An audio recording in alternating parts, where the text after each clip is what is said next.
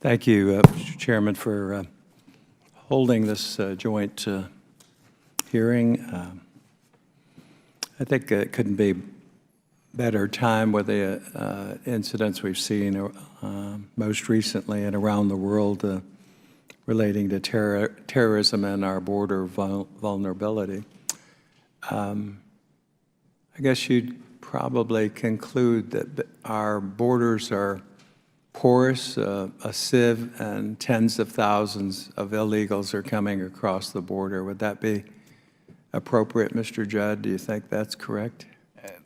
That is correct. Border Patrol agents, these are very motivated individuals. They want to do the best that they can. They do the best that they possibly can. You described the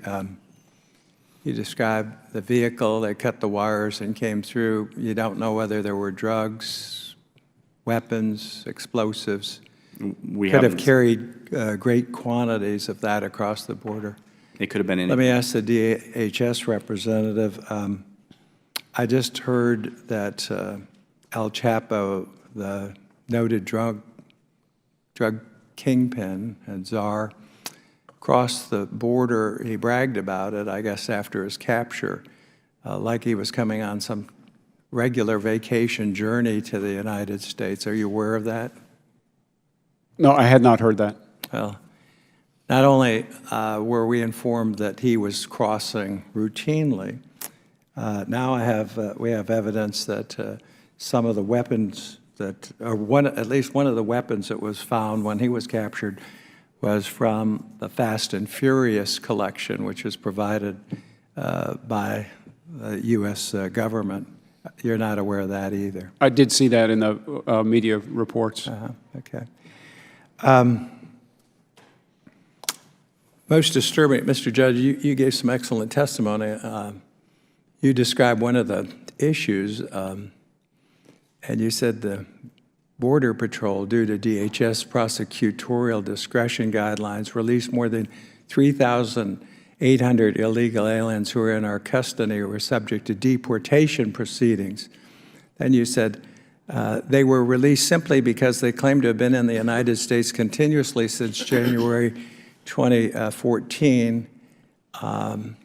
This amnesty through policy, in short, the administration, this is the president's policy of amnesty. Is that what rules the proceedings? If you ask Border Patrol agents, absolutely. So, we've allowed tens of thousands. I saw an estimate of about 50,000 criminal illegals in the United States, a guesstimate. Is that? They're subject to deportation, aren't they? Yes, anybody that's here illegally is subject to deportation. But again, we've allowed millions the sort of waiver and tied your hands, which you put in your written testimony. Not only the borders, but the airports are now our borders where people are flying in, whether it's from Europe or from Central, South America, around the world. And there's a credential screening gateway system, which is outlined in an IG report, June 4th, 2015. It says worker credentials, and these are workers at the airport.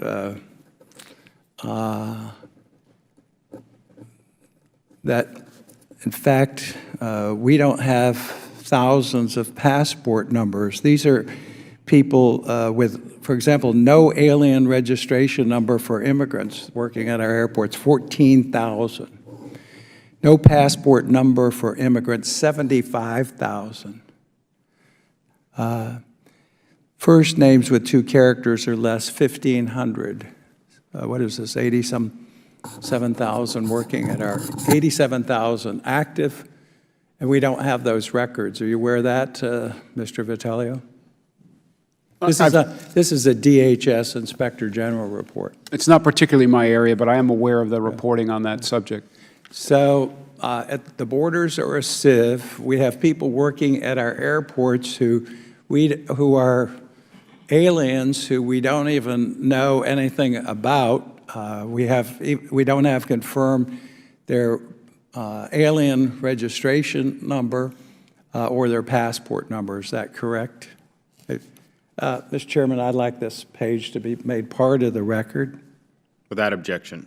And finally, if I may, in my local community, my police chiefs who I've met with the last few weeks, we have a big drug epidemic in Florida around the nation, but we were talking about that, and we talked about illegal aliens. They say they arrest them, they detain them, they call the Border Patrol, and they advise them that they can't help, and they are often just escorted to the county line. Are you aware that that's going on in our local communities, our local jurisdictions and borders?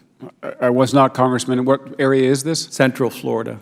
Yeah, we're not particularly well-staffed in Florida at all. But they can't, Central Florida is not. they're dumping them back into the community, and you all are refusing to do anything. Maybe some of it is what Mr. Judd described.